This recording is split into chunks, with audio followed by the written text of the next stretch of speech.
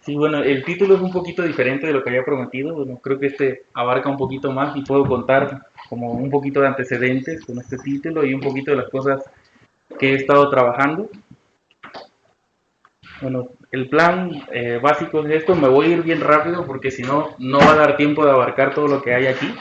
Es una pequeña introducción a lo que son las fases topológicas, básicamente el efecto Hall, el efecto Hall cuántico, el efecto Hall cuántico de spin, un poquito de electrodinámica de la materia condensada, pero desde el punto de vista de altas energías, anomalía chiral, anomalía de paridad, y cómo da origen a los términos topológicos que aparecen en materia condensada. Luego, el efecto topológico magnetoeléctrico en aislantes topológicos y semimetales de Weyl, algunas de sus consecuencias, verificaciones experimentales y propuestas que hemos hecho en esa dirección. Bueno, como introducción, eh, en física estadística, usualmente uno clasifica los estados de la materia por medio de rompimiento de simetría, ¿no? Entonces, aquí tenemos a Mendeleev. El siglo XIX fue la era de oro de la química, la búsqueda de nuevos elementos. Siglo XX, la física de partículas, búsqueda de nuevas partículas. Pero en materia condensada, pues no hay nuevos constituyentes de la materia. Nos preguntamos solo sobre cómo los podemos formar para crear nuevos estados de la materia. Esto es lo que les decía. En el mundo cuántico tenemos metales, aislantes, superconductores, etcétera, etcétera. Y los diferenciamos básicamente por las simetrías que rompen. En un cristal se rompe la simetría de traslación, en un magneto la simetría rotacional, aunque en este caso sus constituyentes sí son traslacionalmente invariantes, aquí son rotacionalmente invariantes, son isotrópicos, y en un superconductor pues se rompe la simetría de norma, que es un poco más sutil, puede ser escandalosa, pero da lugar a estos dos efectos, cuantización de flujo y el efecto Josephson, que se han medido muy bien en el laboratorio. Entonces, ¿cómo describimos estas fases? Por medio del patrón de rompimiento de simetría. Eso lleva a un único parámetro de orden que toma valores esperados no cero solo en el estado ordenado. Y la teoría que usamos para describirlo es la teoría de Landau-Gisborne. Aquí están ellos. Entonces, se trata de una teoría de campo efectiva basada básicamente en la dimensionalidad y la simetría del parámetro de orden. Eso hace que la descripción sea universal. Entonces, este es un ejemplo simple, es la transición ferromagneto a paramagneto. En ese caso, el parámetro de orden es la magnetización local. Aquí tenemos el ejemplo de la fase ferromagnética. Por debajo de la temperatura de Curie, todos los spines están perfectamente alineados. Acá tenemos algo un poco más random. Y en el gráfico respecto a la temperatura de la magnetización están estas colitas, que bueno, las colitas se deben básicamente a fluctuaciones cuánticas y térmicas. Eh, la pregunta que surgió, bueno, todo parecía feliz en la física de materia condensada, hasta que en 1980 von Klitzing encontró un nuevo estado que eludía ese esquema de clasificación de Landau y era el efecto Hall cuántico. Entonces, para ver el efecto Hall cuántico, eh, quise poner una transparencia rápida para recapitular el efecto Hall clásico, ¿no? Aquí tenemos una muestra, en este caso puse un metal en presencia de un campo magnético que sale de la presentación. ¿Y cómo describimos entonces el movimiento electrónico clásicamente aquí? Bueno, básicamente por medio de la ecuación de Newton, y se mete este término que tiene que ver con la dispersión por impurezas en el material. Más adelante quedará un poquito más claro de qué se trata eso, y ese parámetro tau, que es el tiempo de relajación. Entonces, esto da origen a una conductividad matricial en donde las resistividades tienen esta estructura, la longitudinal y la transversa. La longitudinal depende de ese parámetro que tiene un origen cuántico, pero la transversa no depende de esa cosa, que está asociada básicamente a impurezas. Entonces, desde la cosa clásica ya teníamos como un antecedente o como una alarma de que esto podía contener información que era inmune al desorden del material. Entonces, este es como el esquema de la medición y el gráfico. Bueno, en el efecto Hall cuántico, lo que hay que hacer es básicamente resolver la ecuación de Schrödinger Aquí puse pasos eh, eh, simples. Bueno, eso da origen a una función de onda como esta, los niveles de Landau, y que están dados por esta cosa, pero la función de onda depende también del momentum KY en la dirección perpendicular al movimiento de esos osciladores. Eso quiere decir que a diferencia del oscilador armónico simple unidimensional de la mecánica cuántica, este tiene una degeneración enorme, ¿no? Depende de cuánto momentum KY yo puedo acomodar en una muestra. Entonces, la degeneración se puede calcular y es bastante alta, es proporcional al campo magnético, ¿no? Entonces, esa degeneración me dice básicamente cuántos electrones yo puedo acomodar en cada uno de estos niveles de Landau. Entonces, uno puede hacer un cálculo simple, digo simple porque es la versión baby de esto. Puede calcular la corriente a partir del operador de corriente y encuentra que la corriente transversal a un campo eléctrico aplicado saca un factor de proporcionalidad que tiene que ver con el número de niveles de Landau llenos. Bueno, esto va a ser importante un poco más adelante. Y eso este es el gráfico famoso del paper de Klitzing, por el que le dieron el Nobel, en donde aparecen estos platós. Yo puedo ir subiendo el campo magnético hasta que lleno hasta que lleno lo suficiente el nivel de Landau para que pueda hacer el siguiente paso. Entonces hace el salto abrupto, empiezo a llenar nuevamente el nivel de Landau, subiendo el campo magnético, esto es una función del campo magnético, hasta que lo lleno suficiente para que haga el siguiente salto. Entonces, esta es una descripción mecanocuántica de lo que encontró Klitzing, pero digo mecanocuántica porque es la versión más simple posible del efecto Hall. Entonces, ¿cuál es la diferencia con un metal usual? Es que, bueno, en los bordes, uno puede modelar los bordes de esta manera y encontrar la velocidad de deriva en esa dirección perpendicular. Y bueno, es básicamente la derivada de este potencial modelo. Y la gracia que tiene esta cosa es que uno encuentra que esa velocidad cambia de signo dependiendo de qué lado del material me encuentro. Eso lo que da justamente es una explicación de la propagación de estas órbitas solo en el borde de la muestra, mientras que en todo el interior los electrones son capaces de realizar órbitas cerradas. Por lo tanto, tenemos un material que es aislante en el centro, pero puede conducir en el borde. Entonces, esta es como la visión mecanocuántica, ¿no? Aquí no hay órbitas saltarinas, sino tenemos estos estados de borde que son quirales en el sentido de que son unidireccionales. Entonces, para entender un poquito la diferencia entre el aislante trivial y el estado Hall cuántico, conviene recordar un poquito estas cosas de estructuras de banda de semiconductores. En un semiconductor, los orbitales S y P son los que dan básicamente la banda de conducción y de valencia respectivamente. Entonces, como una muestra de lo que da origen a las ondas de Bloch. En un aislante tenemos una brecha relativamente grande, del orden de 1 eV, puede ser un poco mayor. Semiconductor y un conductor tenemos ahí como un traslape, no necesariamente un traslape, sino un punto de toque. Entonces, ¿cuál es la diferencia entonces en un estado aislante usual y el efecto Hall cuántico? Ambos tienen la brecha al interior, en el bulk, pero este posee estados en el borde que pueden conectar ambas bandas. Entonces, necesitábamos una forma de hacer la diferencia entre ellos. La respuesta fue topología, y por la respuesta a Tules le valió el premio Nobel de 2016. Entonces, veamos dónde entra la topología en este tipo de cosas. En matemática uno usa la topología para describir formas geométricas, básicamente a través del número de hoyos que tiene.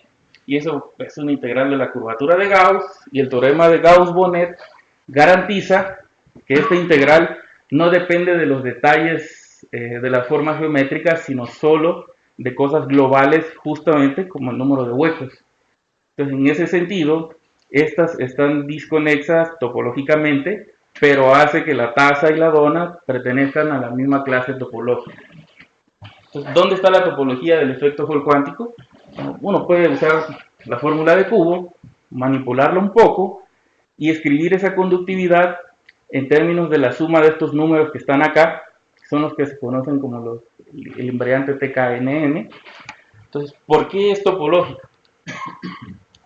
Uno puede hacer manipulaciones algebraicas y mirar que esos C alfas se pueden escribir de esta manera, donde estas cantidades de acá nos recuerdan un poco a la electrodinámica clásica. Esto es la curvatura de Berry, perdón, la conexión de Berry, la curvatura de Berry, sin embargo es distinto en el sentido de que esto vive en el espacio de momentos, ¿no? Entonces, esto también es la integral de una curvatura, muy parecido a lo que aparece en el teorema de Gauss-Bonnet, que vuelvo a poner por acá. Comparando con el resultado que teníamos hace rato, quiere decir que toda la suma de esos invariantes TKNN que encontramos dan justamente el número de Landau, el número de niveles de Landau llenos. Y bueno, por analogía con el teorema de Gauss-Bonnet, estos C alfas no van a cambiar por pequeñas deformaciones de la curvatura que está aquí adentro. Entonces, en ese sentido, estos C alfas son robustos porque yo puedo deformar levemente el hamiltoniano y voy a seguir obteniendo C alfa siempre, la misma C alfa. Bueno, aquí hago como una analogía. Esto es en el espacio real, la teoría de Gauss-Bonnet. Lo que acabamos de discutir es directamente en el espacio de momentos y eso hace la diferencia entre estos estados. Uno puede calcular este invariante topológico para un aislante trivial, encuentra que es 0. Para el estado Hall cuántico, encuentra que es 1. Entonces, ahí tenemos una forma de hacer la diferencia entre estas dos cosas. Bueno, este fue el siguiente paso en la historia de estas cosas, fue el modelo de Haldane. Surgió la pregunta de, ¿es posible tener estado Hall sin un campo magnético? Bueno, pues la respuesta fue que sí. En el 88 le valió también el Nobel a Haldane por esta cosa. Entonces, él se imaginó electrones moviéndose en una red de Panal, como la que está aquí. Este es el hamiltoniano tight binding.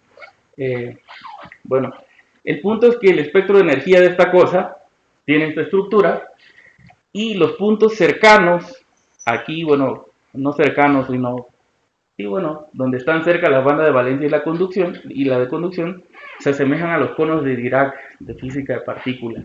Pero bueno, para ver eso hay que estar muy cerca del punto de corte, ¿no? de los conos de Dirac.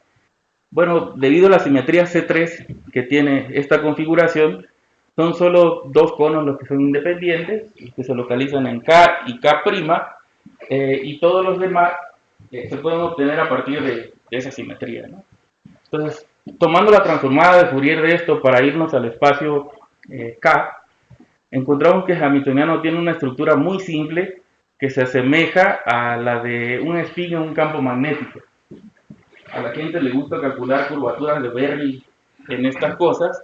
Bueno, por las transparencias anteriores ya sabemos cuál es la conexión entre curvatura de Berry y cosas cosas topológicas en esta teoría. Aquí solo por completitud puse estas cosas.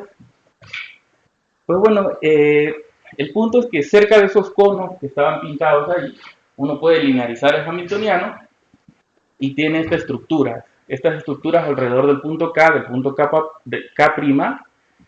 Y bueno, noten la parte que depende de sigma z. La parte que depende de sigma z en la ecuación de Dirac a veces usualmente la asociamos con la masa. Entonces, en un gráfico de la masa vemos que cuando la traemos de infinito hasta este punto y pasamos de ahí, cambia de signo. Seguimos bajando la masa hasta que llegamos a este punto y vuelve a cambiar de signo. Entonces, bueno, en física de partículas no tiene mucho sentido un cambio en el signo de la masa, pero aquí sí, no está necesariamente asociado con la masa, es una consecuencia de la energía de sitio en el modelo de Haldane. Y aquí tenemos un gráfico justamente de ese término de masa respecto al ángulo phi, y vemos que hay zonas en donde la curvatura, el número de Chern, que básicamente es la integral de la curvatura, da 0, es decir, es aislante trivial, pero hay unas zonas en donde se obtiene una fase no trivial. Entonces, ¿qué es lo que aprendemos de esta cosa? El caminito que hay entre un modelo en el látiz, que es topológicamente no trivial, con conos de Dirac, y los conos de Dirac con un número de Chern no cero. Bueno, entonces, ¿cómo está asociado ese invariante topológico en el espacio real? Esa solución la dieron Jaquit y Revit en los 70 en el contexto de altas energías, pero creo que jamás se imaginaron que esto iba a tener una consecuencia muy importante en materia condensada. Aquí puse como ejemplo el aislante de Chern, que como puse aquí está el término de masa. Entonces el espectro de energía de esta cosa está gapeado, excepto cuando la masa sea cero. Entonces, aquí puse el ejemplito. Uno sigue los pasos que hicimos acá y obtiene que la conductividad Hall depende del signo de la masa. Entonces, aunque sea cero, la conductividad Hall no es cero. Entonces, en el espacio real, lo que uno hace es modelar ese cambio en el signo de la masa y resolver esta ecuación de Dirac reducida. Y obtiene una solución de este tipo. La solución es muy importante porque esta parte dice que los estados decaen a partir del borde hacia el interior o hacia el exterior, pero tiene un modo que se propaga sobre el borde con una relación de dispersión lineal, es decir, como si no tuviera masa. Entonces, es importante la solución y justamente da una explicación de estos estados quirales que se trasladan en el borde de estos materiales.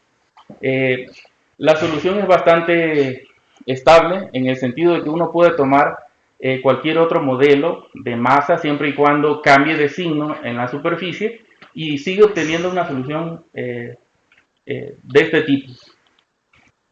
Bueno, ¿para masa igual a cero queda?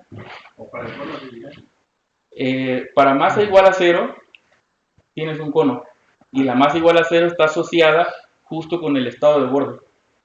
Este estado de borde tiene dispersión lineal, que es la que está aquí, mientras que al interior o al exterior, donde están los términos de masa, tienes algo de tipo aislante, no está gapeado el espectro.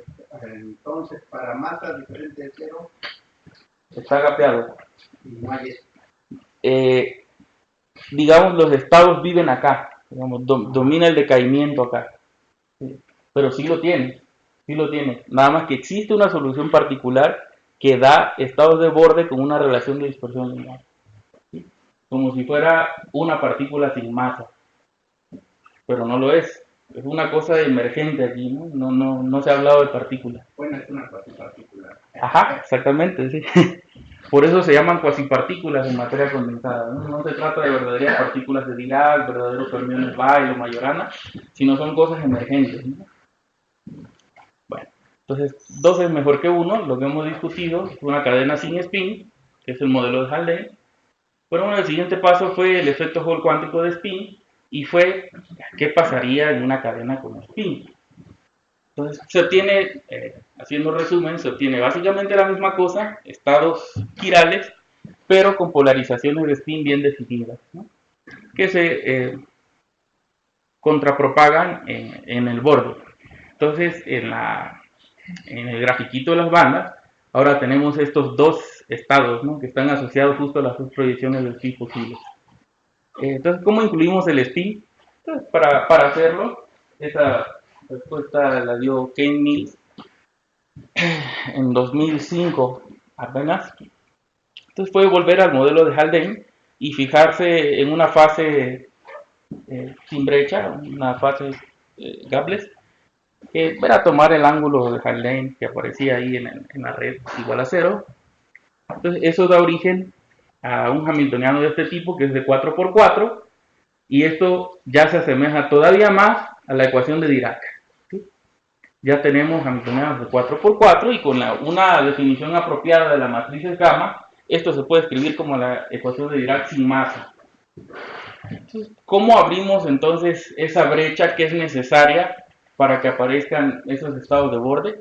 Bueno, la respuesta fue por medio del acoplamiento spin-órbita, ¿no? El acoplamiento spin-órbita puede hacer que se inviertan las bandas, y siempre con una inversión de banda viene acompañada de la aparición de estados de borde, estados gables. Bueno, aquí puse como ejemplo el acoplamiento spin-órbita para un sistema que es invariante bajo paridad o con ruptura de paridad, es básicamente el acoplamiento de Rashba. Entonces, ¿qué sucede alrededor de los puntos K y K' que aparecían en el modelo de Haldane? Lo que hay que hacer es un desarrollo lineal alrededor de dichos puntos para cada una de las proyecciones de spin. Se obtienen estas expresiones que, bueno, no pongamos tanta atención en ellas más que en la parte de la masa. Noten que para el spin up hay un cambio en el signo de la masa de acá para acá, entre estos puntos, y para el spin down existe también un cambio en el signo, pero es opuesto. Uno puede calcular el número de Chen, entonces encuentra que este modelo doble de Haldane con acoplamiento spin-órbita básicamente a lo que lleva es a dos estados Hall cuántico, uno con número de Chen más para el spin-up y uno con el número de Chen menos para el spin-down. Entonces ese es este dibujito que tenía aquí.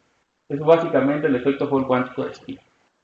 La pregunta que surgió, bueno, era cómo seguir generalizando y cómo dar una realización experimental de estas cosas. En 2006, Bernoulli, Hughes y Zhang propusieron este modelo en donde un ensanduichado de telurito de mercurio y telurito de cadmio podía proveer justamente esa inversión de banda que necesitábamos acá, ¿no? Por medio del acoplamiento spin-órbita, porque estos son materiales que tienen interacción spin-órbita muy fuerte, muy fuerte. Entonces, aquí puse un gráfico de la estructura de bandas del telurito de mercurio, donde la línea gamma 8 queda por sobre la línea gamma 6, pero el telurito de cadmio las tiene invertidas. Entonces, justamente a través de esta frontera tenemos la inversión de banda que necesitamos, que describí hace un momento. Estas son como las soluciones numéricas del modelo, y bueno, aquí están pintados los estados de borde, y esta es la confirmación experimental de la conductividad Hall cuantizada en la superficie. Entonces, ahí nacieron los aislantes topológicos. Básicamente aquí hay un gráfico de la inversión de bandas. Bueno, ahora 3D es mejor que 2D. Eso fue un aislante topológico bidimensional. Ese modelo fue el que dio la pauta para la construcción de modelos tridimensionales basados en ellos, también con acoplamientos fuertes de spin órbita que permitan justamente la inversión de bandas, ¿no?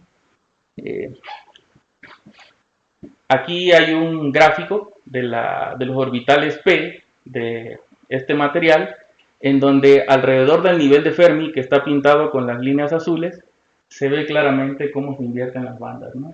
Entonces, a través de esta transición debe existir un estado topológicamente no trivial, de acuerdo a lo que se discutió.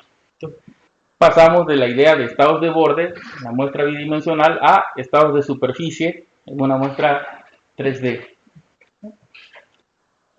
Y bueno, un año después, el grupo de Molenkamp verificó experimentalmente que estos materiales eran realmente aislantes topológicos tridimensionales, ¿no?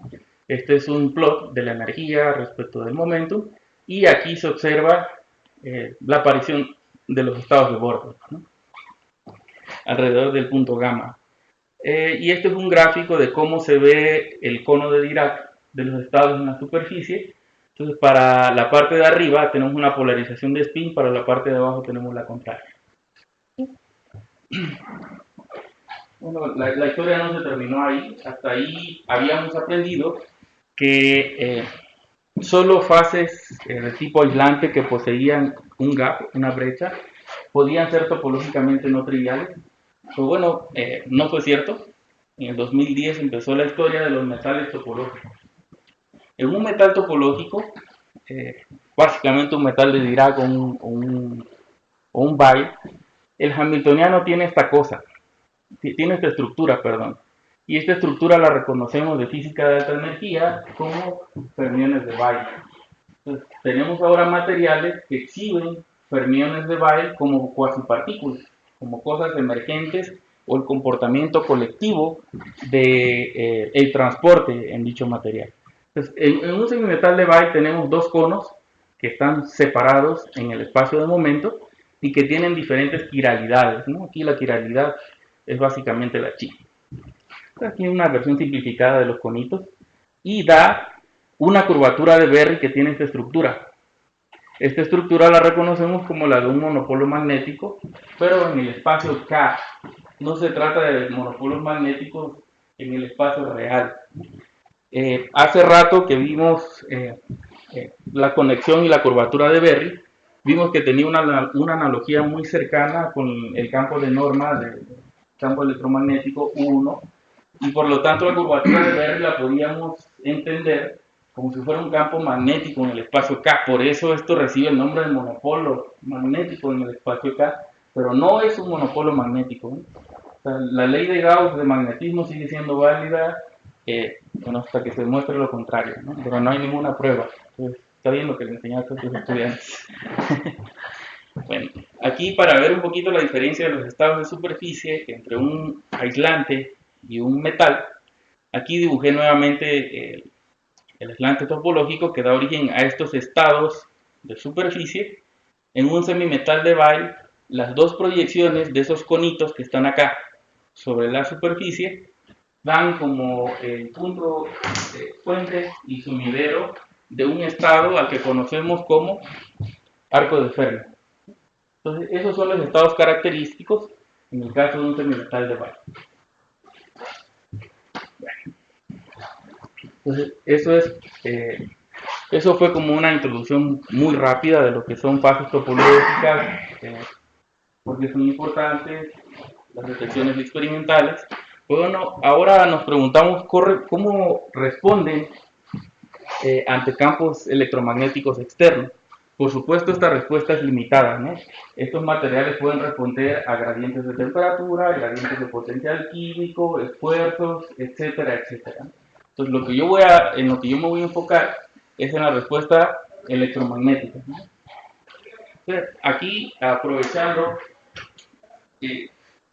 la analogía que existe entre la ecuación de Dirac y el hamiltoniano que describe estas cuasipartículas, podemos elegir dos rutas para estudiar la respuesta electromagnética. Uno es teoría cuántica de campos, anomalías, eso por el método de Fujikawa, que es básicamente integración de grados de libertad fermiónicos, me va a permitir obtener la acción efectiva, cómo responde el material ante campos. Bueno, la otra respuesta es la teoría de respuesta lineal, fórmula de cubo, en donde uno puede calcular cómo aparece una corriente en función de los campos que uno aplique. Bueno, describo así muy rápido el método de Fujikawa y es, para el aislante topológico, recuerden que teníamos un fermión de Dirac con masa, un término de masa. Esto no me da mucha información, que bueno, tiene simetría U1, pero para encontrar la teoría efectiva, yo lo que tengo que hacer es quitarme a los fermiones. A nivel macroscópico no me interesa ya la constitución microscópica del material, no me la quiero quitar. ¿Cómo le hacemos en teoría cuántica de campos? Integrando fermiones. Entonces, hacemos la integral de trayectoria, quitando justamente el phi y el phi barra, y eso me va a dejar con la teoría efectiva solo en función del campo electromagnético. Entonces, para hacerlo, se introduce esta rotación quiral, que lleva a la ecuación de Dirac, esta a esta, la mapea, pero ahora ese término de masa depende del ángulo de rotación quiral, y vemos que justamente lo que hace ese ángulo de rotación quiral es flipear, o sea, cambiar el signo de la masa, justamente lo que necesitábamos hace rato, ¿no? Para que definiera el estado en el borde. Entonces la transformación quiral va a estar asociada con los estados de borde. Haciendo la integral, bueno, lo que hay que hacer es básicamente cambiar la medida en la integración de trayectoria, y eso saca el jacobiano, y es el único precio a pagar, ¿no? Para hacer la integral de trayectoria hay que cambiar el jacobiano, y uno llega a esta expresión. Aquí sigue ese término que estaba asociado con la masa en la rotación quiral ahora, y este término que está aquí lo reconocemos como el segundo invariante de Lorentz del campo electromagnético. Sin embargo, en el electromagnetismo nos molestaba mucho porque rompe la simetría de inversión temporal, y eso a nivel macroscópico no se ve. Sin embargo, ahora tenemos una libertad adicional, y es este parámetro θ. Si este es impar bajo inversión temporal, yo puedo construir o reconstruir una teoría que ahora es TR invariante, ¿no? De invariante bajo inversión temporal. Entonces tendrá todo el sentido físico que queremos en electrodinámica clásica. Bueno, esta cosa que está aquí, noten que es una derivada total. Es una derivada total. Y bueno, consideraciones de simetría. Clásicamente requiere que θ sea igual a 0, porque esta acción que está aquí es invariante bajo una traslación de θ por cualquier constante aquí, y yo puedo agarrar esa constante apropiadamente para hacer 0 siempre ese acoplamiento. Pero bueno, estos son sistemas mecanocuánticos, y hay que tener en cuenta la integral de trayectoria. La integral de trayectoria tiene que ser unievaluada, y recordemos que esto básicamente es el segundo número de Chen. Si eso es el segundo número de Chen, entonces bajo inversión temporal el número de Chen va a cambiar de signo, que es lo que es lo que les decía hace rato. Esto es impar bajo inversión temporal. Entonces esto cambia de signo, y bajo inversión temporal esto cambia, esto restringe a que θ esté cuantizado. Entonces ahora tenemos una teoría que sí admite este término adicional. Bueno, aquí lo pongo, que justamente la cuantización de C2 es la que lleva a la invariancia de la función de partición bajo θ a θ más 2π. Esto ya lo conocíamos en física de partículas, porque es justo el argumento de Topf que da para resolver el problema CP fuerte. ¿Sí? Entonces, bueno, la conclusión de esta historia es que tenemos una clasificación de tipo Z2 de esta teoría, y es θ igual a 0, define un aislante trivial. θ igual a pi, módulo 2pi, define un aislante topológico, y la teoría efectiva que va a describir la respuesta electromagnética es esto que está acá. Y eso también ya lo conocíamos en física de partículas. Es la teoría de Wilczek, la electrodinámica axiónica. Pero bueno, allá, todo lo que aparezca acá tendrá que ser sumamente pequeño, porque no hay evidencias experimentales de violaciones a la simetría de inversión temporal en el campo electromagnético. Entonces aquí no tiene que ser tan pequeño. Aquí está controlado por este parámetro θ, que es 0π, y aparece la constante de estructura fina. Entonces tenemos una nueva teoría electromagnética bastante interesante, y que no tiene que ser despreciable. Aquí esta es la historia. Ahora para los bytes se sigue exactamente igual. Hace rato la teoría estaba asociada con una transformación quiral, pero viene básicamente de la anomalía de paridad. Aquí viene directamente de la anomalía quiral de física de partículas. Esta es la acción que describe a estos dos conos de Weyl, ¿no? Están desfasados por esta cantidad de energía B0. Aquí estoy graficando energía contra momentum, y los dos conitos están separados por dos veces este vectorcito, ¿no? Pues esta es la teoría que los describe.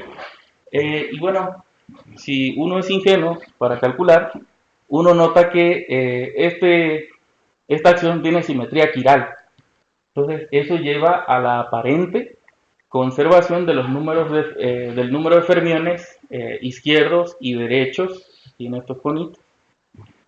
Pero bueno, también uno puede observar que estos términos adicionales, es decir, los que hacen la diferencia con respecto a una ecuación de tipo Weyl usual, se pueden eliminar mediante una transformación de norma, que es una transformación quiral, como la que está aquí, pero ahora ese término teta no necesita flipear o cambiar el signo de la masa en la ecuación de Dirac. Yo lo que tengo que hacer es eliminar estos de aquí. Para que la transformación quiral lo haga, ese término teta tiene que tener esta estructura. Es decir, tiene que ser espacial y temporalmente dependiente. Y bueno, aquí hay un juego de simetrías un poco más rico, porque la B bajo inversión temporal va a cambiar de signo, pero también la T. Entonces, esto es impar bajo inversión temporal. Sobre paridad cambia la R, pero también cambia B0, que es la energía. Entonces, esto es impar bajo inversión temporal, pero es par bajo inversión PT. Entonces, ahora da origen a una teoría que es PT simétrica, pero por medio de una combinación de estas dos simetrías. Entonces, haciendo esta transformación quiral, nos quitamos estos términos de la acción y queda esto que está aquí. Esto es la ecuación de Dirac, básicamente. Entonces parece extraño, ¿no?, pasar de una teoría que tiene estos dos conos de Weyl a una teoría que tiene un Dirac nada más con degeneración cuádruple. Entonces, ¿dónde está el error? Justamente en la anomalía quiral. La anomalía quiral porque en la integral de trayectoria, al hacer esa rotación, uno tiene que pagar el precio de mover la medida de la integral. Entonces, uno puede elegir apropiadamente las matrices gamas de Dirac para obtener esta acción y hace el mismo procedimiento que pinté hace ratito, calcular el jacobiano, y llega uno exactamente a la misma teoría, pero ahora el acoplamiento que está aquí tiene esta estructura que, bueno, es un poco más ilustrativa aquí, porque aquí se ve cómo está asociado con respecto a los conos de Weyl. Entonces, bueno, nuevamente sale la electrodinámica axiónica, pero ahora el campo de acoplamiento puede ser espacial o temporalmente dependiente.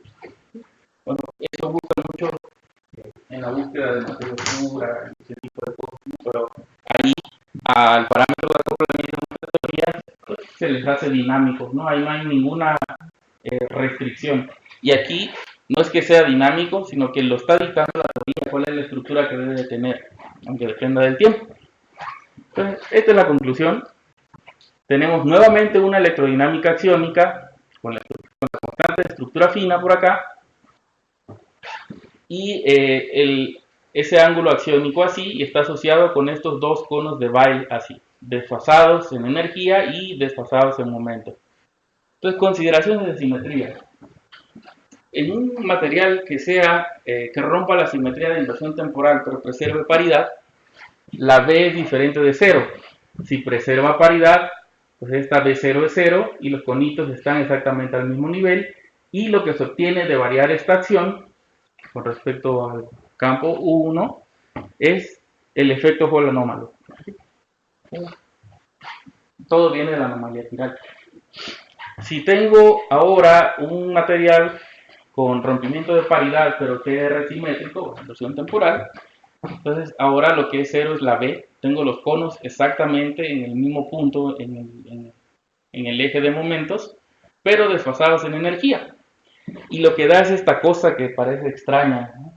Es una corriente que es proporcional al campo magnético, y eso ya se conocía como efecto magnético quiral.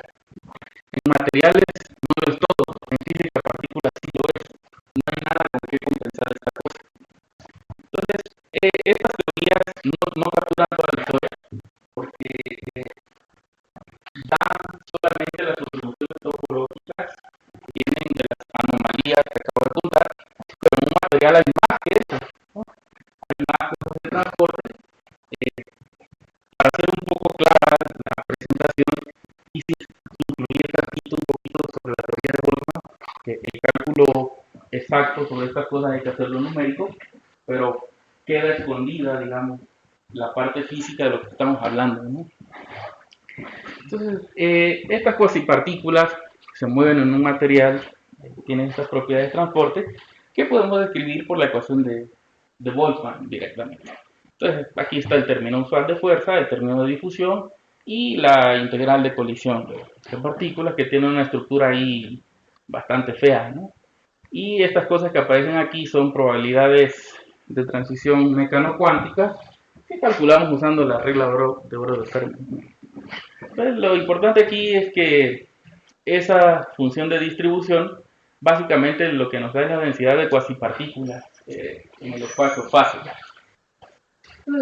Sobre el término de colisión, bueno, uno puede hacer las cosas lo más simple posible y pensar que tiene aquí estos centros dispersores, que se trata de potenciales estáticos, están representando como impurezas, considerar colisiones elásticas, simplificar cosas básicamente, y llega a que la integral de colisión se puede escribir así, y a eso lo conocemos como la aproximación del tiempo de relajación. Y aquí aparece ese parámetro tau que metimos fenomenológicamente cuando describimos el efecto Hall clásico. Y bueno, ahora está relacionado justamente con tiempos de dispersión intrabanda, ¿no? Para considerar contribuciones entre bandas distintas, hay una extensión de esta teoría, pero lo más apropiado sea hacer cálculo numérico ahí. Entonces, ¿cómo describimos la propagación de paquetes de onda de estas partículas a través de un sólido? Mediante las funciones de onda de Bloch y estas funciones aquí de peso, que tiene que cumplir ciertas condiciones para que sea aceptable como un modelo de transporte, ¿no? Que esté Fukuda en la zona de Brillouin. Eso hace que se pueda definir un vector de onda, ¿no? Darle movimiento al paquete, que esté localizada en el espacio de coordenadas para hacer que el paquete esté concentrado. Y bueno, hay un efecto adicional que es la rotación del mismo paquete, ¿no? Esto es como la figurita del paquete de ondas, ¿no?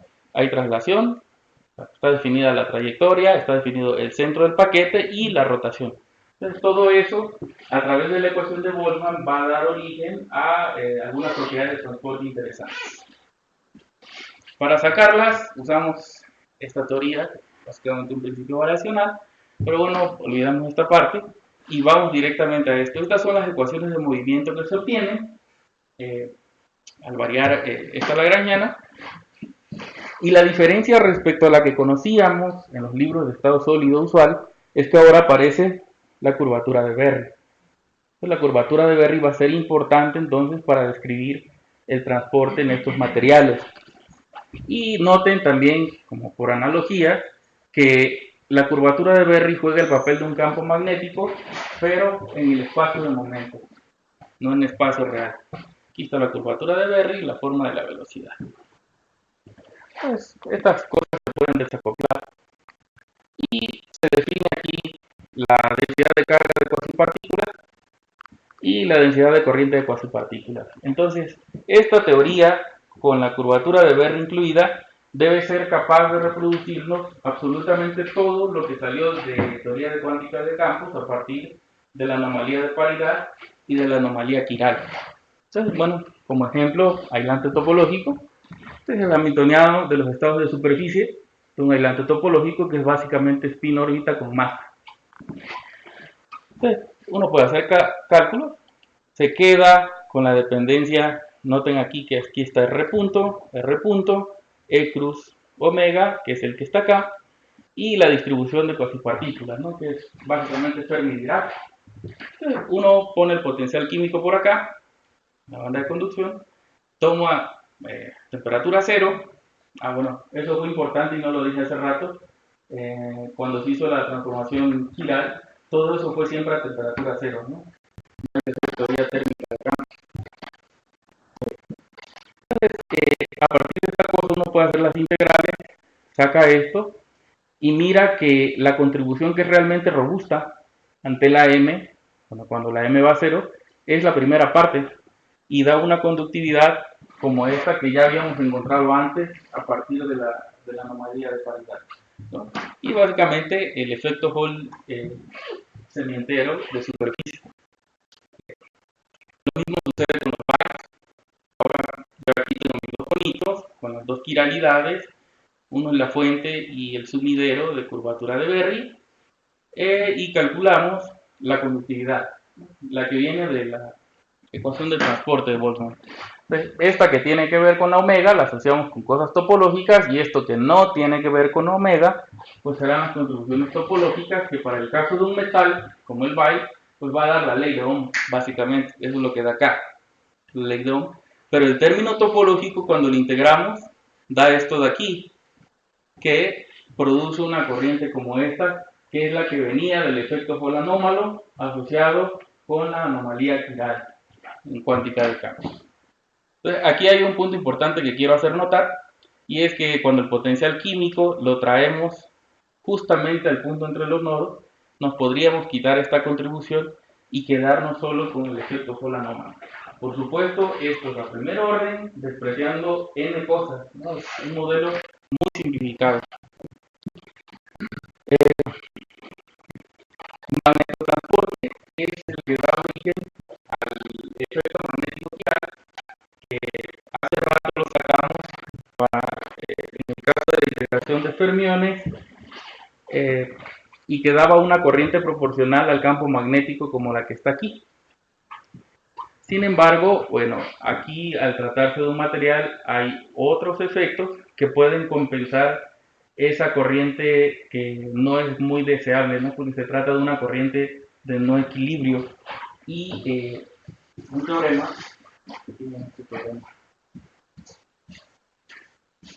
una consecuencia también del teorema Bloch, asegura que no pueden existir corrientes de no equilibrio en estado base.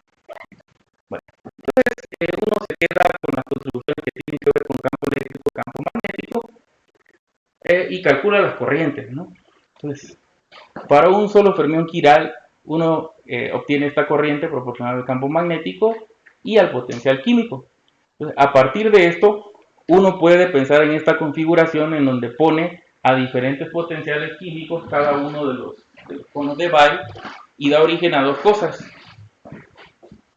La suma da el efecto de separación quiral, que como les conté, pues parece estar fuera del equilibrio, ¿no? Y la otra contribución, que es la resta, que tiene que ver con la musico, da el efecto magnético quiral. En este caso, donde hemos tomado un sistema que es invariante bajo paridad. Pero si agregamos ruptura de paridad, va a aparecer otro término aquí, que es proporcional justamente a esa B0. Y esa B0 se mete a la corriente J5 de la anomalía quiral en un sistema de estado sólido. Entonces, esto define el estado de equilibrio. Entonces, como consecuencia de ese imbalance de las quiralidades que está pintado acá, el efecto magnético quiral está observado en sistemas de cualquier plasma. Pero en sólidos, no hay ningún experimento realmente convincente de la existencia de la anomalía quiral. Han salido artículos donde prueban experimentalmente esto, pero al poco tiempo sale otro donde lo refutan. Entonces, no se ha llegado realmente a un consenso sobre si este efecto existe o no en los semimetales de Bai. Bueno, lo que puse aquí se ha observado en el CEN, física de partículas, pero no en semimetales de Bai.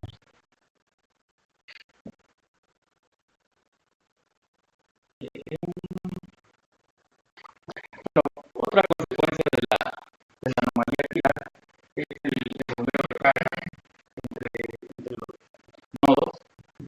Y bueno, aquí recordamos un poquito de física particular. Teníamos que la anomalía quiral estaba asociada con la no conservación de la corriente quiral, y esto era básicamente la anomalía ABJ, ¿no? De aquí, también se conocía en física de partículas hace tiempo. Y bueno, era una de las explicaciones del pión neutral a dos fotones. Entonces, ¿cómo se manifiesta esta cosa de física de partículas en el caso de un semimetal de Bai? Entonces, pues, para hacerlo, vuelvo a la ecuación de Boltzmann, me fijo en la corriente de cuasipartícula, calculo su derivada temporal, que es la que va a aparecer acá. Entonces me aparece esta cosa, el término E.B, la distribución Fermi-Dirac Bueno, aquí ya no servirá, hay que resolver Boltzmann para ver eh, cuál es esta distribución, pero aquí aparece la diferencia entre las densidades de cuasipartículas en las bandas S y S'. Noten nuevamente que este término que aparece aquí como ruptura de la anomalía es nuevamente punto B, el mismo de hace rato, y aquí vuelve a surgir en el contexto de transporte de Boltzmann. Eh, Uno tiene dos opciones: sumar o restar estas densidades de cuasipartícula. Si la sumo, me da cero, y bueno, qué bueno, porque eso es lo que garantiza que se conserve la simetría de norma, campo electromagnético. Esa no podríamos violarla, está bien. Pero lo que encontramos es que justamente la densidad de carga axial no está conservada. Si ponemos en varianza enorme.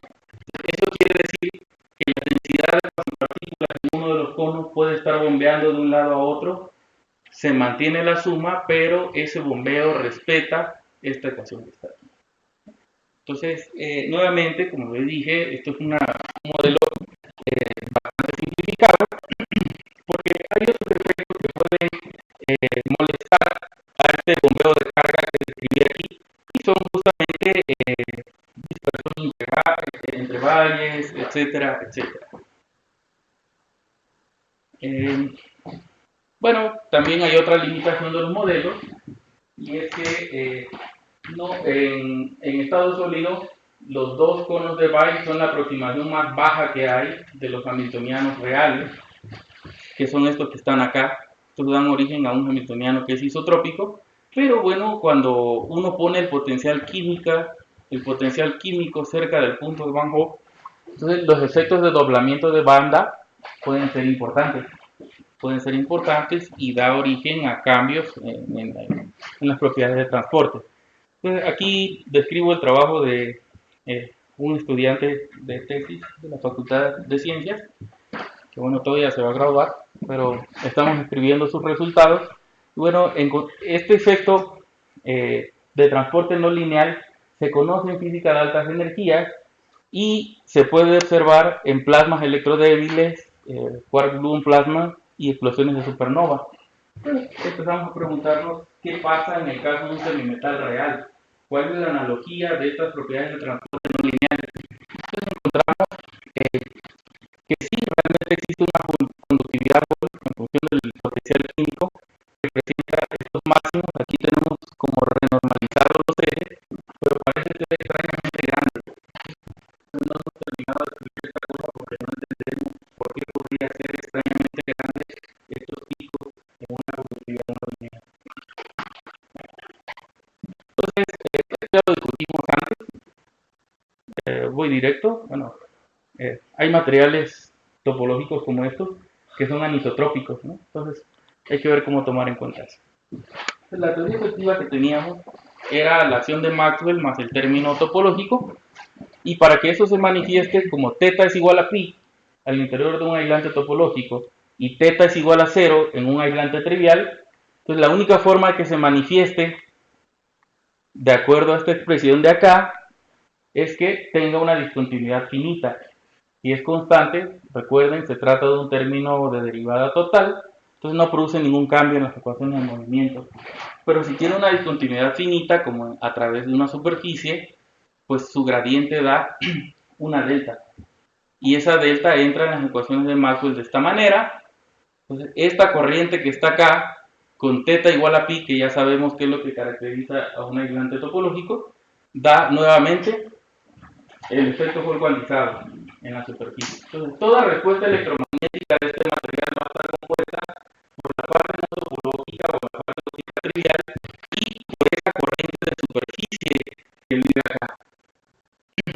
Este es un ejemplo relevante y bueno, justifica un poco el título anterior de la plática, que decía monopolos magnéticos. Entonces, en un aislante trivial, en un dieléctrico, cuando uno acerca una carga eléctrica, el campo eléctrico se genera polariza el material y esa polarización puede ser descrita por medio de cargas imágenes. Esto es lo que vemos en todos los cursos de electromagnetismo. Entonces, cuando se acerca a un aislante topológico,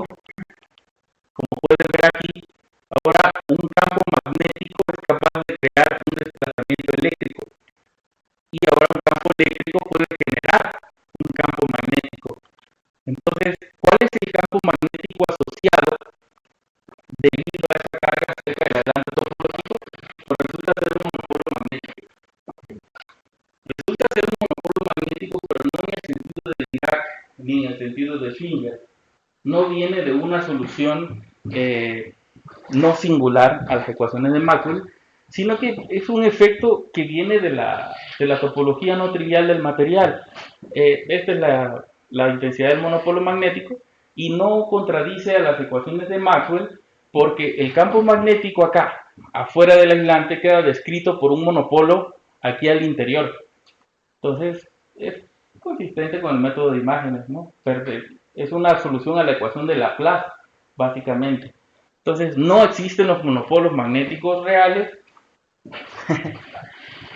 pero existen campos que pueden dar un símil del campo radial magnético que generaría un monopolo.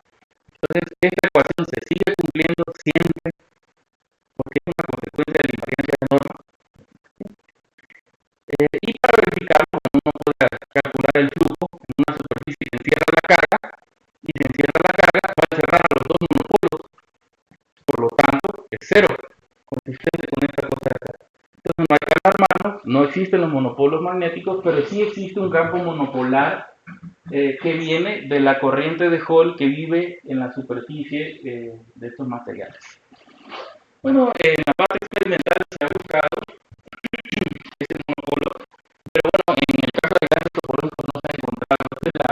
Este es un artículo de 2019 donde buscan el monopolo, pero en este material, ¿no? Óxido de cromo. Y este es un material magnetoeléctrico, pero cuya magnetoelectricidad no está relacionada con cosas topológicas, ¿no? Tiene un origen distinto, son los ferroeléctricos que ya se conocían de antes. Entonces lo que hace esta gente es usar la rotación del spin del muón de baja energía para tratar de ver los efectos de ese campo monopolar. Pero bueno, es un PRX y concluyen que bueno, los resultados son consistentes pero no son conclusivos, es decir, no encontraron nada. Es extraño. Bueno, entonces,